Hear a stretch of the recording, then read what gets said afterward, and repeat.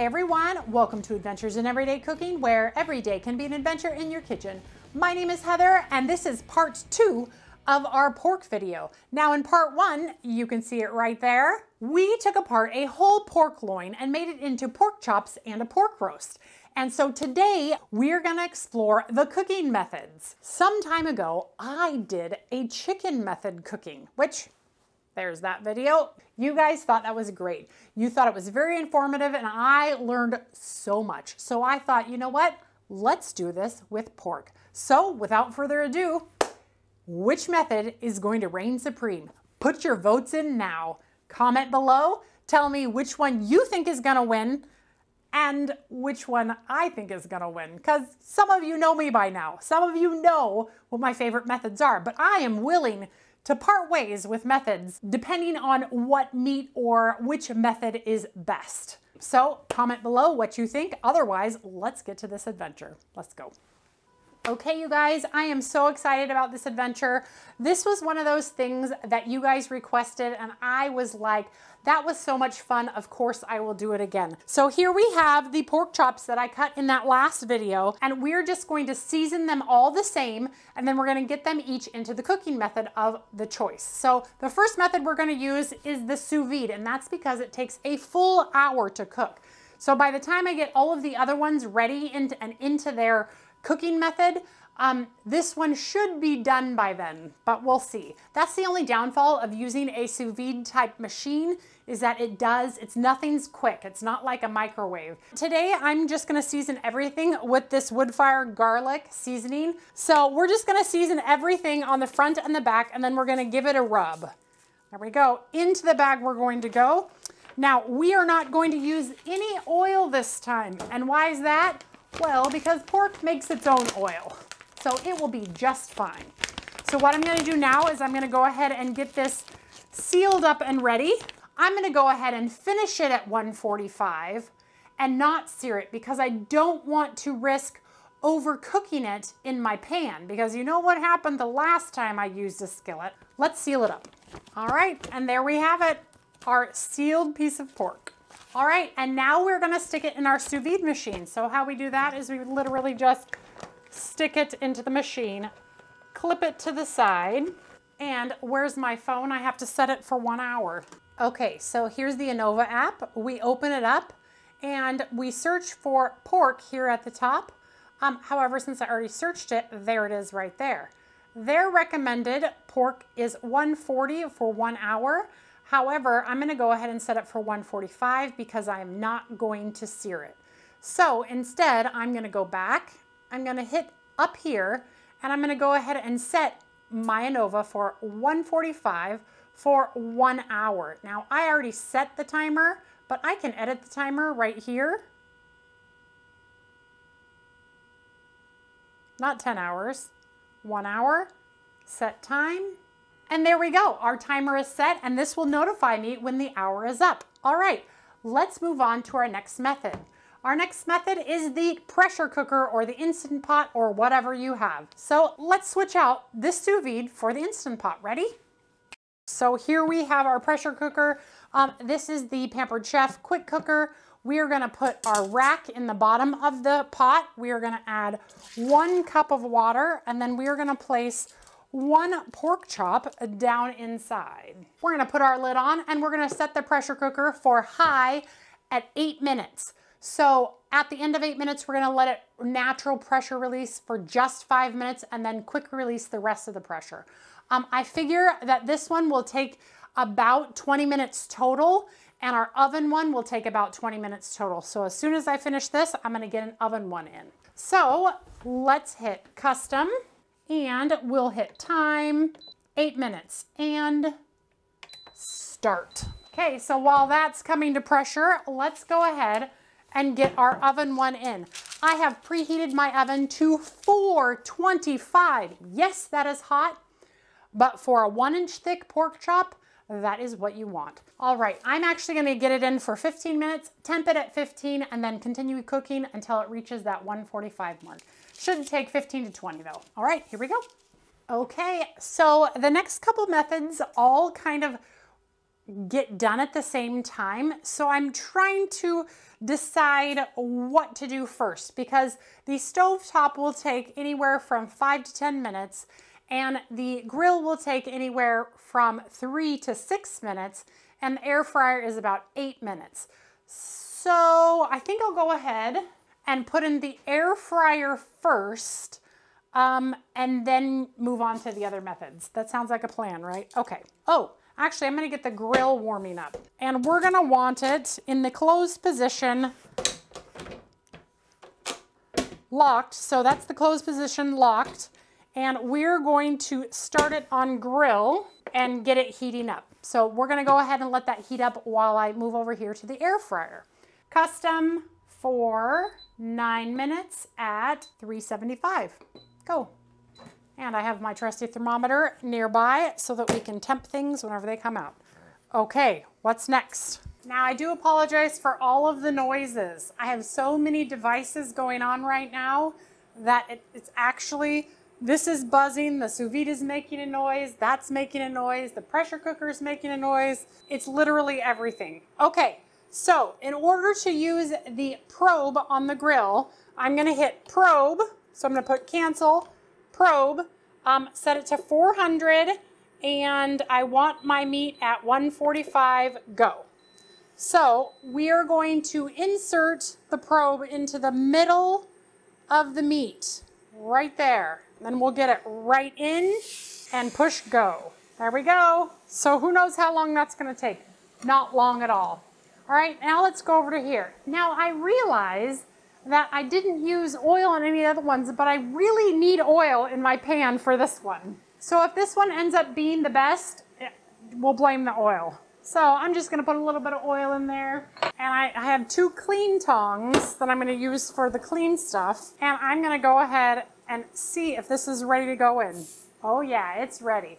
Okay, so I'm gonna assume it's like 3 minutes per side and then do the edges. Maybe I'll do the edges first. So we'll just leave it on the edge for like a minute and then I'll flip and flip and flip. It'll be great. Maybe 30 seconds. Oh yeah, maybe only 30 seconds. Okay, let's put it on there.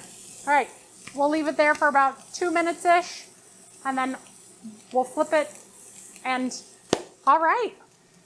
This is so exciting. Okay, first one done. Which one will it be? Certainly not the sous vide.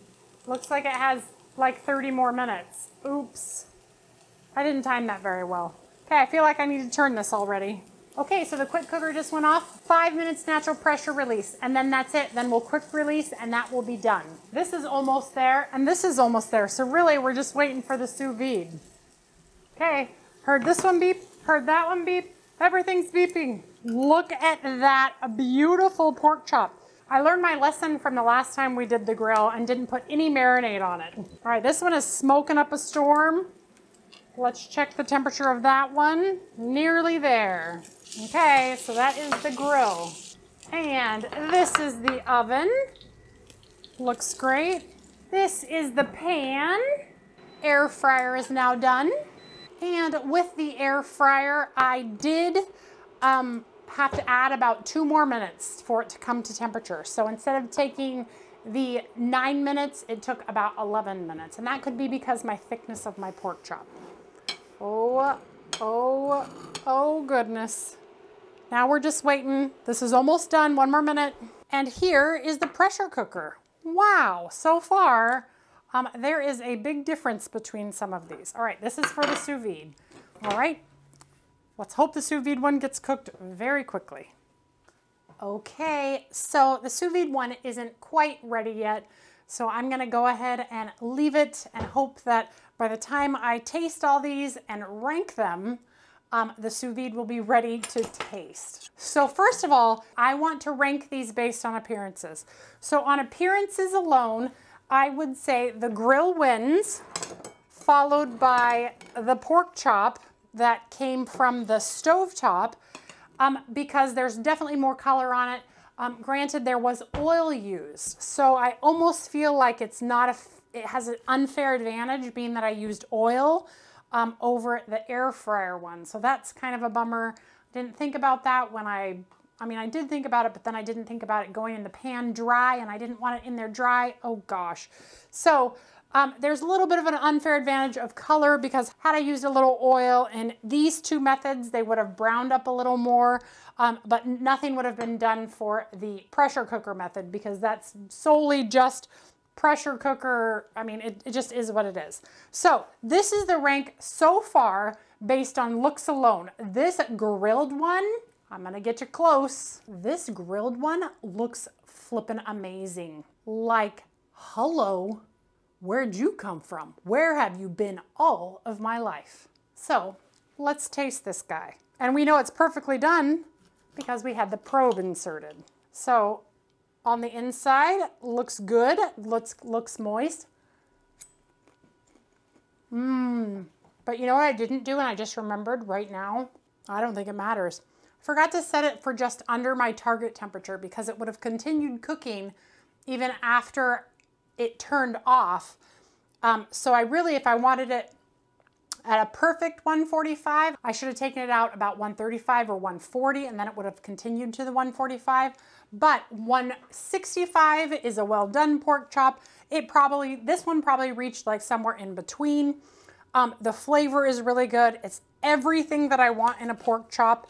It's meaty, it's tender, it's really juicy.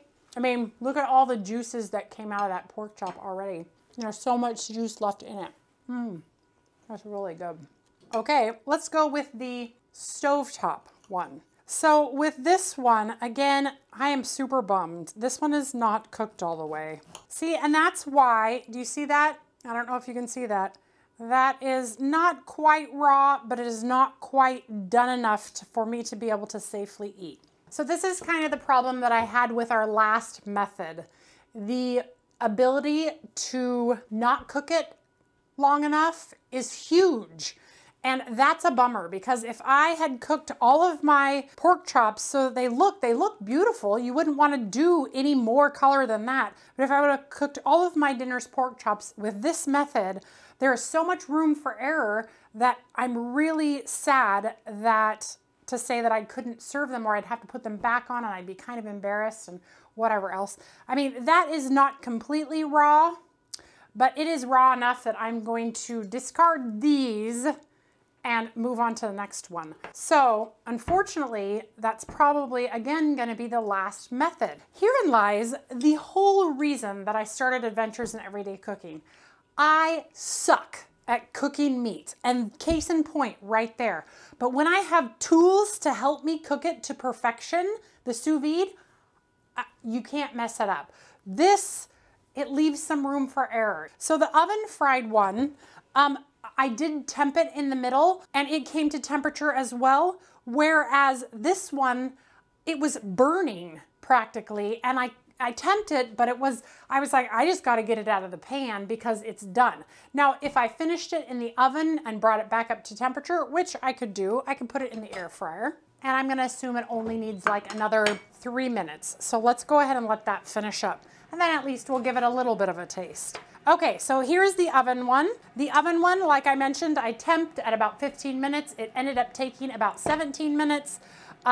And I knew it was done because I temped it and it came to temperature. So we'll cut the end off of this one. Again, beautiful inside, nice and cooked. I mean, there's nothing wrong with oven pork chops. They're juicy, they're tender, but they're still in second place. This tastes amazing. Oven baked pork chops are definitely valid. They are so good. Okay, let's go on to the air fryer. And the oven and the air fryer, they look identical, and I was able to temp them without things going over as well. I'm gonna go ahead and take a slice off of this end. I'll take a slice off of both ends of this one, because this is gonna be a hard one to judge. I can taste no difference between the oven and air fryer ones.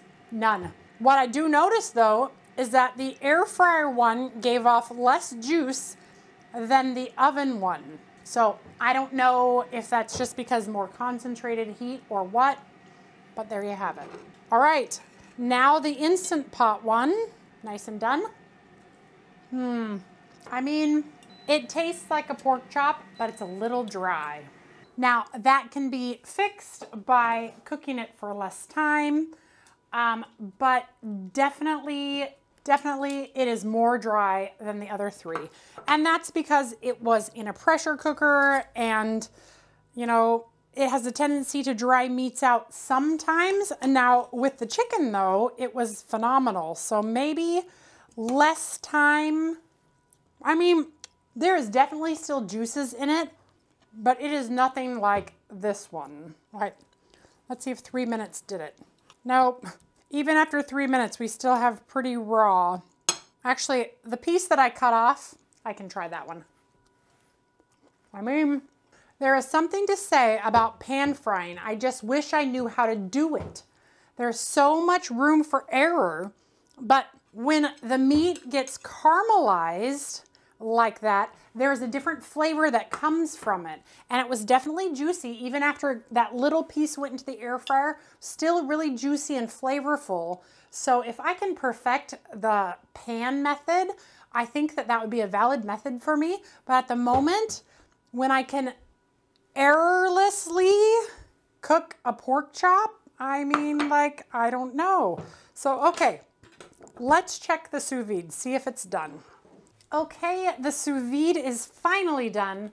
I was about 10 minutes off in my timing, which really does matter. So that is something to keep in mind whenever you're doing sous vide.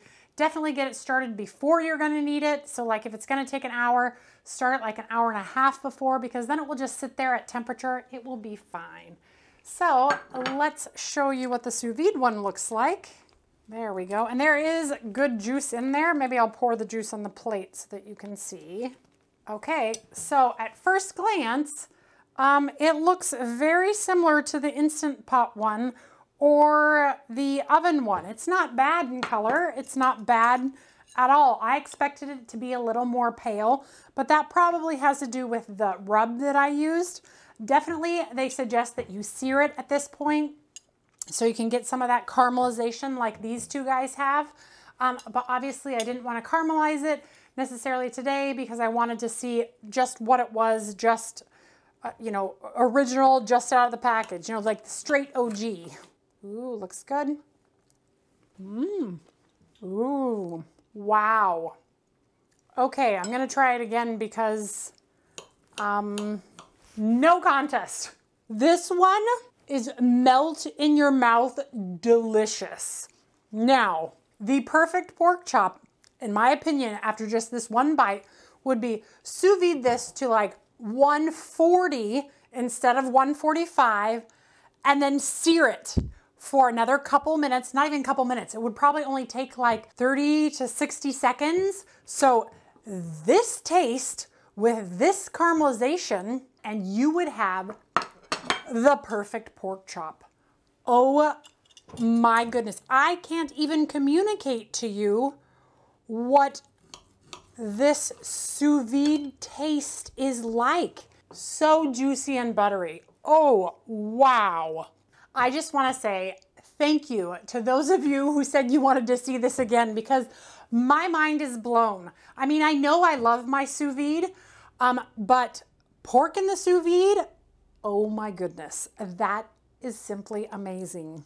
Okay, well, you guys, I'm floored. Obviously, we know oven is too errorful. I am too full of errors to continue this method ever again. Air fryer, I still do my pork chops in the air fryer. They taste great. Instant Pot, if I had to, maybe if they were in a broth or something to help keep the moisture in, maybe I'd do it. Definitely I'd do it in the oven. Definitely I'd do it on the grill. But this is going to be my preferred method until the end of time. I mean, like, that's it. Now, if you'd like to see me adventure again with method cooking, like do salmon all the ways, maybe it'll surprise me just like this, just like the chicken did. Like, I am genuinely surprised. But you will notice that in both the chicken and now the pork video, that the grill has come up pretty much on top. And that is because the Pampered Chef Deluxe Electric Grill and Griddle is actually amazing. And I'm so thankful that they came out with this thing, because it takes the guesswork out of making your meat. it is a phenomenal little tool. So sous vide method plus the grill. All right, you guys, well, if you enjoyed that video, give it a like, share it with your friends, and subscribe to my channel. Like I said, what do you want to see me do method cooking? Leave it in the comments below. Otherwise, I'm gonna get off here. I'm gonna let my husband pick his favorite. And right here, this is his favorite. I don't know what it is yet because he hasn't tasted it, but I think it's gonna be the sous vide, but with the grill. Anyway, I'll see you on the next adventure. Bye, guys.